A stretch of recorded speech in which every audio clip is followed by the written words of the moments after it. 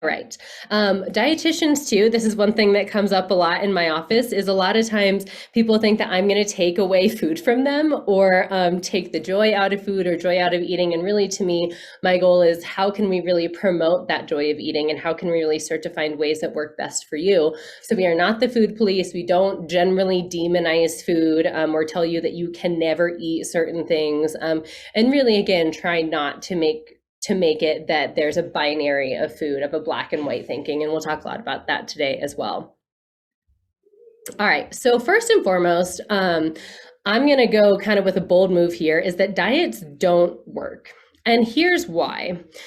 So, according to research, 95% of diets fail, and all diets fail, meaning that within 1 to 5 years, people will either regain the weight back that they lost, and then oftentimes too, they will regain more. And this was really fascinating. This is some of the metabolism research that came out recently, is that basically what happens is when we start to go on a hyper restrictive diet, so even diets that are low as in even like 1,200 calories, or especially even lower than that, what that does from a physiological standpoint is that puts our body in a kind of stress and reserve mode, and that's going to lower how much we're burning at rest. So that's called our basal metabolic rate. So it lowers how much we're burning at rest. And what we found is that technically sometimes that can come back and we can go back to kind of a normal state of where we were before that hyper restriction.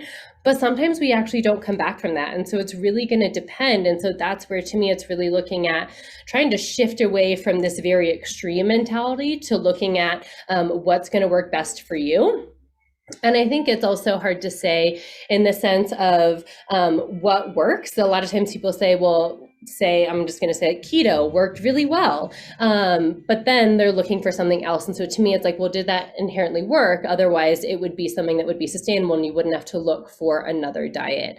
A really fascinating research study, we all probably have heard of The Biggest Loser before, the big hit TV show that had Jillian Michaels and all these trainers, and they were kind of big major bullies. But what happened was that they measured their BMRs at the beginning of the show, and then they measured them 6 years later, and they found that they burned on average, even though they maintained their diets and general exercise regimens on their maintenance programs, they burned overall 500 calories less than people who did not go on extreme diets. So that's something just to think about of like, to me, my kind of key word here is if you can't do it for the rest of your life, what's the point of doing it? So it's really trying to look at how do we find that sustainability overall.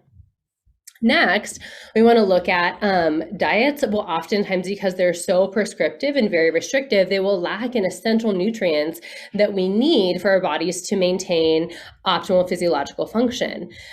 Because diets also create this binary of good food versus bad food or have a very specific meal plan, they can also increase that anxiety around food. Even something now of where it's not inherently a diet, but a lot of food sensitivity tests will make people really hyper vigilant about it. And when we actually look at the mental aspect behind food is that we start to see that the more anxiety we have around a food, or even if something that we've maybe reincorporated because we may not be on a diet anymore, but we still have a lot of feelings about that. And what that can do is that can actually impact our gut of how quickly it's going to absorb food, how it's going to process that food, and also how it feels with certain foods. All of these things typically on diets, even if we think about Whole30 or something like that, where it's absolutely it's restrictive in a lot of different ways, but it's temporary. It's because it's 30 days. It's not meant to be for the rest of your life. And so what happens is people will kind of go into this all or nothing approach, and then they may find quote unquote success during it. But then again, afterwards, they're not really taught what to do afterwards. So to me, it's important to look at how do we actually eat and how do we relate to food? Because again, diets don't teach us what to do when you're not on a certain protocol. They just teach you to be on that protocol for life. But we know that birthdays happen, and we just ended the holiday season, and holidays happen. And so it's really important to look at and zoom out of not just right now, but how are we going to really navigate the situation as we continue on through the rest of the year and our lives as well. All right. This is one thing that I really like to think about too, is because diets will often disconnect us from our hunger cues and what we need, because we are all technically born intuitive eaters. What happens though is that we either get in the way of that, or maybe caregivers get in the way of that, or even just access to food can oftentimes get in the way of how we relate to hunger. And so I like to think of, there's a lot of different theories about hunger scales, but I like to think about a pendulum, because pendulums have reactionary effects on either end. And so what diets will technically do, or even if we're just not paying attention to hunger cues, or if we don't understand what our hunger cues are, and if we hang out in this extreme hunger space, what that will technically do, and typically will show up as, for some people, increased anxiety. This will be deprivation, and this can be, again, in the sense of dieting, or even if we're just really busy in life, we can end up hanging out over here on this extreme end of hunger, or not meeting our body's needs, which will then, once we do eventually get around to eating, we'll kind of end up in that opposite effect, where we end up eating more than we're comfortable with, feeling overfull, which can often also end up in guilt and shame, or even if it's not a clinical binge, something that feels like a binge or very out of control for that individual. And then also what this does is this will decrease our awareness, because typically if we're hanging out over here on the very edge, then we're in this guilt and shame cycle. And then we're like, well, I'm going to do better next time, so I'm going to do better tomorrow. So typically what we'll do is then we'll go back to that extreme sense of hunger and anxiety, and this pendulum just keeps swinging. And so if we can actually get out of those extremes and start to look at, do that Friday. Okay, what is satisfying to me? How do we start to listen into our own hunger and fullness cues? And those are not just physical fullness cues or physical hunger cues, but those could be mental cues, again, like anxiety, decreased cognition, lack of focus, feeling tired. Lots of different things can tell us when we're hungry that may not be physical, because if you've been through a severe period of restriction in your life, then your body's probably stopped knocking on your hunger door, because it's like, whatever, you don't listen to me anyways.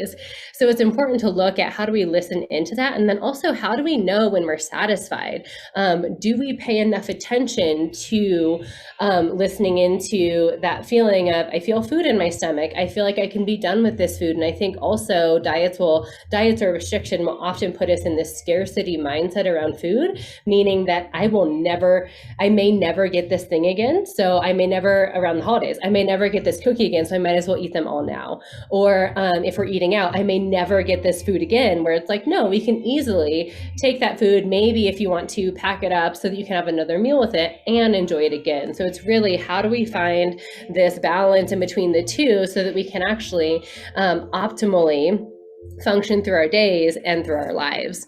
And so this is kind of what that looks like, is it's typically this big kind of swinging of these extremes on either end. And it's, if we can start to look at what works for you, maybe that's eating more frequently, maybe that's staving off that extreme hunger. And it's all going to depend on you as an individual and your physical activity levels, how much you sleep, what else you do in your day, how much brain power you need in your day too. That's going to depend on how you feel hunger. So it's really important to, again, get out of those extremes and really start to connect back in. And that's one of the main things that I really focus on. So if you're someone who's like, I end up in this kind of pendulum all the time and I don't know how I feel, that's something I'd love to work with you on, to figure out how we can do that better for you. Okay, so yes, there is music on, actually, my background. Thanks for bringing that up. There's actually a lunch class happening right outside my door. So hopefully I'm speaking loudly enough, and hopefully it's not too distracting. Okay, so as we go on from here, a lot of times people think of, there's good foods and bad foods. So let's talk about this. To me, your relationship to these foods is more important than the nutrient content. And so what that means is that all foods will provide nutrition and sustenance. So in that sense, that even if it's something in the sense of like broccoli is technically a quote unquote good food, which we've been told before. But if we just ate broccoli all day, every day, then we know that we'd be missing out on other nutrients and other vital parts of a healthful diet. If we just ate pizza, then we'd obviously still be missing out on those other vital nutrients. But I think it's important to look at, if pizza is something that brings you, that you have and engage in at certain times, or if it's cookies or whatever it is, if those things either bring back memories of comfort or even nostalgia or bring us into community, knowing that we can zoom out a little bit, and if we can pay attention to how we feel around those foods, then we can really start to look at recognizing that food is more than just the calories in, calories out, but knowing that our relationship to it's going to be really important. Foods don't have morality, so there are no foods that you can eat that will make you a better person or foods that will make you a quote unquote bad person. And labeling them in this way will actually make them more desirable for us. So the more we tell ourselves no and that we can't have these things, then the more we're going to actually want them, because willpower will only last for so long, and we're actually not able to say no eventually. And when we do engage with those foods, once we finally do quote unquote give in, then we normally end up eating more than we're comfortable with, which means that then we end up on the other side of that spectrum. And so really starting to look at how do we normalize these foods? How do we not go into times where we're going to encounter these foods totally starving? How do we not quote unquote save our calories? And how do we also get away from that mentality of this is good and this is bad? Because I think that words really matter around food, and words really matter around what we're saying to ourselves and what we're portraying. Also, if you live in a family and have kids around you, you probably want them to know that it's okay to have birthday cake at times, but birthday cake is probably not going to be something that you eat every single day.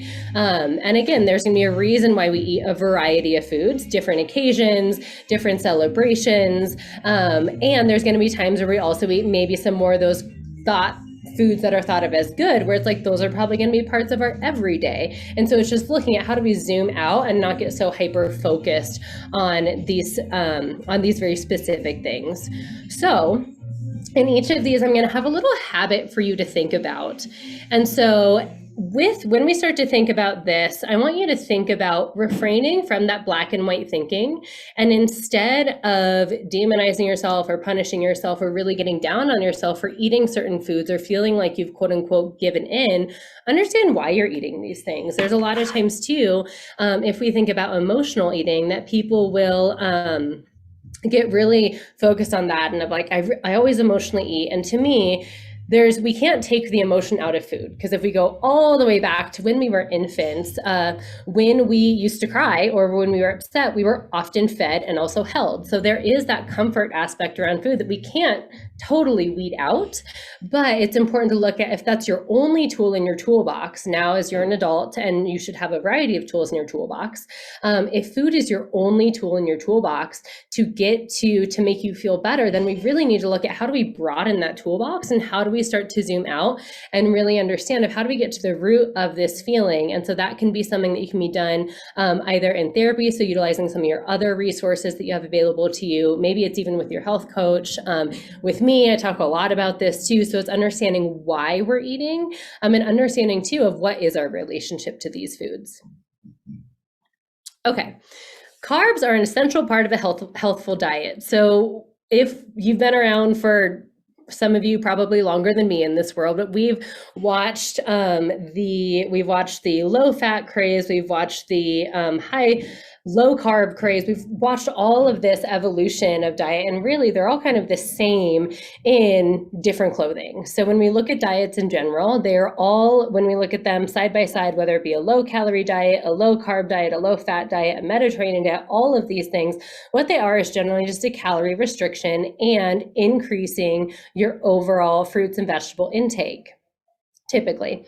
And so especially right now, carbs are pretty demonized in our culture. And this is really, again, if we even think about that pendulum factor, is if we go from one end to where in the 90s, it was like, well, the food pyramid and everything should only be carbs. And so we went from that aspect and everything should be low in fat, and from that aspect, and now we're kind of on the other end to where we've realized that didn't make us feel very good either. And that didn't actually improve our overall health outcomes. So now we're in this low carb craze, and carbs are thought a lot of times that they could increase weight gain, that they're not essential for your body. But I want to kind of dig into that a little bit today. So carbohydrates are your body's preferred source of energy for your brain, cells, and muscles. So every single cell in your body is going to need some sort of glucose. And so we want to look at, obviously, where is that coming from? But knowing that carbs can be part of a healthful diet. If you are an active person, so if you like to move your body a lot of people, obviously within Flagstaff, typically the reason why we live here is because we like to be outside and we like to move. And so carbohydrates are going to be an essential part of fueling that activity, but then also making sure that you can actually recover after that activity as well. And so grains are going to be one thing specifically that have been really demonized because, again, food pyramid, it was mostly grains at the bottom. And so most people just ate those. But they are going to be essential in providing fiber, B vitamins, magnesium, selenium, and iron, which are things that typically, if we cut those out, most people are actually going to become deficient in if they don't have, if they're not making up in other ways. So definitely grains can be a really, really helpful part of a diet. They're also going to make sure that we have adequate hormonal balance. And I'll talk about that in a moment. Cutting out carbohydrates doesn't actually result in long-term weight loss. So if anyone here has ever done either like keto or low carbohydrate diet, what will often happen typically is because carbohydrates will be stored as this fancy molecule called glycogen in our liver and in our muscles. And so what will happen is if we're not taking carbohydrates in, our body will start to utilize that as fuel for a little bit. And what happens, because glycogen is one molecule of glucose with 2 of water, that's where that initial rapid weight loss will come from. So it could be anywhere from 10 to 15 pounds, but really what that is it's just a lot of water weight. And then we really start to see that weight shift or decrease really normalize over time and sometimes even plateau for some people. And where we can really start to get in the weeds is that low carbohydrate diets, if they're done long term, they can actually disrupt sleep, because serotonin is one thing that is made in our gut when we eat carbohydrates, which is essential for also making tryptophan and melatonin, which is something that helps us get to sleep and have restful sleep. Testosterone is also one thing that can be decreased through low carbohydrate diets.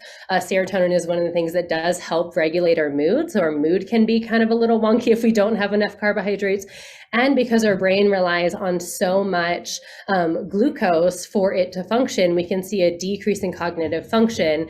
Yes, I'm sure you know people, maybe even you yourself have done a keto or low carb diet in the past, and you've realized like, I haven't died and I've been okay. That is true. Our bodies are very smart and we are animals, and the human body has been through thousands and thousands of years of evolution. So it will get it done, but we're really looking at how do we optimize our bodies.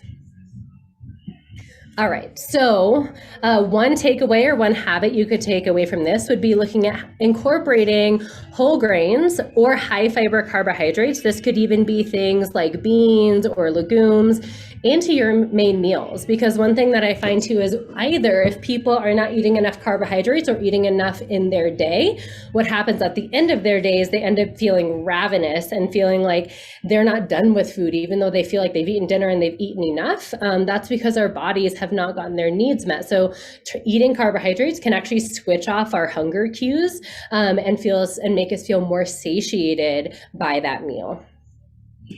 Okay. So with that, cutting out any major food or macronutrient group is unnecessary. Obviously, if you have some sort of major food allergy, if you have celiac disease, if you don't tolerate lactose and you're lactose intolerant, then that's a very different conversation. But cutting out any major food or macronutrient group isn't necessary. And then, so when we start to look, so macronutrients are things that give us energy. So I've already talked a lot about carbs, but they are carbs and protein and fat. And so those are the things I like to think of macronutrients as straight up cash. Like they're the things that we eat them and we can actually go do stuff.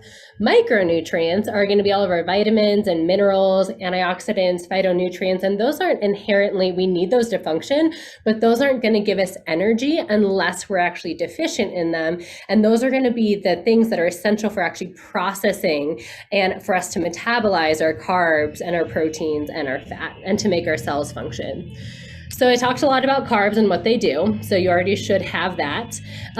Protein is going to be essential for immune function, tissue repair, brain function as well, and long-term satiation. So as we learned in the 90s, or if you've ever been maybe on a higher carb diet and been like, well, I'm hungry all the time, typically that could be because we may not be getting enough of the other parts of our diet too. So when we start to layer on some protein, that's going to decrease how quickly things are digested, and it's going to keep us fuller longer. So that's going to be an essential aspect as well.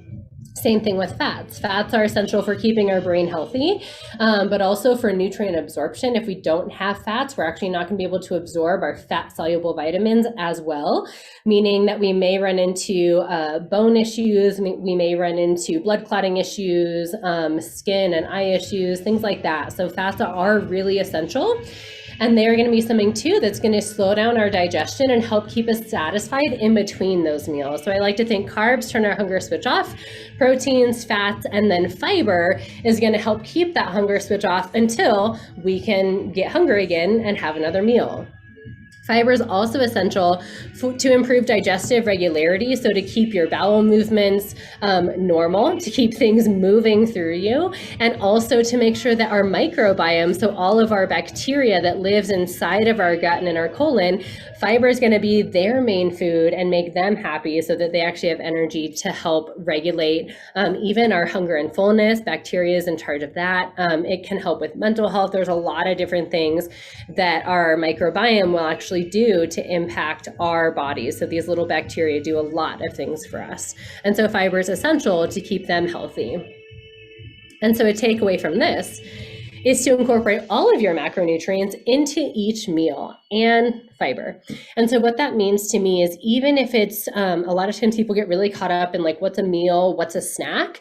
And to me, snacks, we're eating them generally because we're hungry. And so to me, to get to the bottom of that is looking at a snack is technically just a miniature meal. So instead of just grabbing something quick, like a handful of crackers, it's like, how about we add on to that and really start to look at, can we add in maybe some nuts for some added protein, some added fiber, and some added fat, so that we don't find ourselves 30 minutes later going back to those crackers and feeling like you can just never get ahead of this hunger.